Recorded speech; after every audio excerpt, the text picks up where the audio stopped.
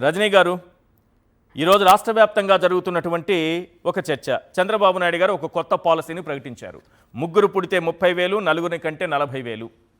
వినడానికి చెప్పుకోవడానికి కూడా చాలా బాగా రైమింగ్తో కూడినటువంటి వర్డ్స్ చాలా బాగున్నాయి. కానీ నిజానికి ఈ రాష్ట్రంలో ఉండే మహిళలు, తల్లులు చంద్రబాబు నాయుడు లాంటి లేకపోతే ఒక ముఖ్యమంత్రికో లేకపోతే ఒక ప్రభుత్వానికో వాళ్ళ ఆలోచన విధానాలకి పనిచేసేటటువంటి యంత్రాలుగా ఉన్నారా?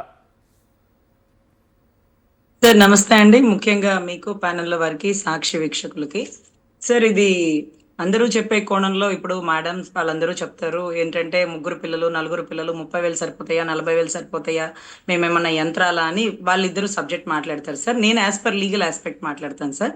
ఇప్పుడు మీరు చూస్తే కోర్టులో ఎన్ని భార్య భర్తల విడాకుల కేసులు, మెయింటెనెన్స్ కేసులు స్టిల్ ఈ రోజుకి పెండింగ్ ఉండి కనీసం మెయింటెనెన్స్ 10,000 సరిపోవట్లేదండి, కనీసం 15,000 అన్నా ఇప్పించండి అంటే ఎక్కడైతే భర్తకి సంబంధించిన ఆదాయం పెరగకుండా మేము ఎలా ఇప్పించమమ్మా అని ఒకరు, అదే మాదిరిగా కోర్టులోనండి మొన్న ఈ మధ్య జరిగిన డిస్కషన్ లో ఒక తల్లికి 2 బిడ్డలు, ఒక మగ బిడ్డ, తర్వాత ఆడబిడ్డ 8th క్లాస్ లో ఆ పాప ఐఐటికి కోచింగ్ ఏదో వెళ్ళాలని ఫీజులకి సరిపోక మెయింటెనెన్స్ పెంచండి అంటూ జడ్జి గారి దగ్గరికి ఆ తల్లి బిడ్డను తీసుకొని వస్తే ఆ బిడ్డ జడ్జి గారి ముందు అడిగిన ప్రశ్న, ఆ భర్త ఏదైతే ఆ తండ్రి నేను అంత కట్టలేనండి, నాకు అంత స్తోమత లేదండి అంటే ఆ బిడ్డ అడిగిన ప్రశ్న అండి, ఎవరు కనమన్నారు నన్ను, ఎవరు కనమంటే మీరు కన్నారు అంటూ జడ్జి గారిని నిలదీసేసిందండి. కోపంతో, భావోద్వేగంతో, కన్నీటి పర్యంతంతో ఎవరు కనమన్నారు అని నిలదీస్తే ఆశ్చర్యపోయే పరిస్థితి కోటాలు మొత్తం. ఇప్పుడు ఇటువంటి పరిస్థితుల్లో ఎవరు కనమన్నారంటే చంద్రబాబు గారు కనమన్నారు. అరే ఎలా ఉంది ఇక్కడ పరిస్థితులు ఏంటి, తల్లి ఆరోగ్య పరిస్థితులు ఏంటి, ఈ రోజు వచ్చేటటువంటి రొమ్ము క్యాన్సర్, యోని క్యాన్సర్ అంతా కూడా తల్లులకి గర్భసంచి క్యాన్సర్లు ఇవన్నీ వస్తుంటే బిడ్డని కన్నాక ఒకవేళ తల్లి మరణిస్తే ఆ కుటుంబం పరిస్థితి ఏంటి? ఆరోగ్యశ్రీ లేవు, లేకపోతే అక్కడ ఉండేటటువంటి వైద్య సదుపాయాలు లేదు, భార్యాభర్తల మధ్య సఖ్యత లేక కుప్పలు తెప్పలుగా ఉన్నటువంటి కోర్టు కేసులు పెండింగ్ లో చూస్తుంటే అసలు ఒక తల్లి తన 2 బిడ్డలతో కలిపి పురుగుల మందు తాగి చనిపోయింది. మీరు వినుంటారు ఎన్నో కేసులు. ఒక తల్లి తన 2 బిడ్డల్ని కలిపి బావిలో దూకి చనిపోయింది, అది వినుంటారు.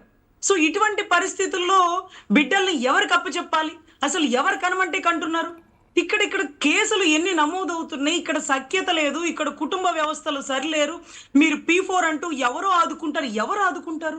ఒక తండ్రి తనకు పుట్టిన బిడ్డకే సరైన మెయింటెనెన్స్ ఇవ్వలేక, సరైన చదువు చదివించలేక కోటాల్లో నాకు ఆదాయం లేదంటూ చెప్తుంటే బిడ్డ నిలదీస్తున్న పరిస్థితుల్లో మీరు ఇంకా కూడా కనండి, 3, 4, 5 బిడ్డలే సంపద, అది ఎలాగో చెప్తానంటారు. ఏం చెప్తారు మీరు?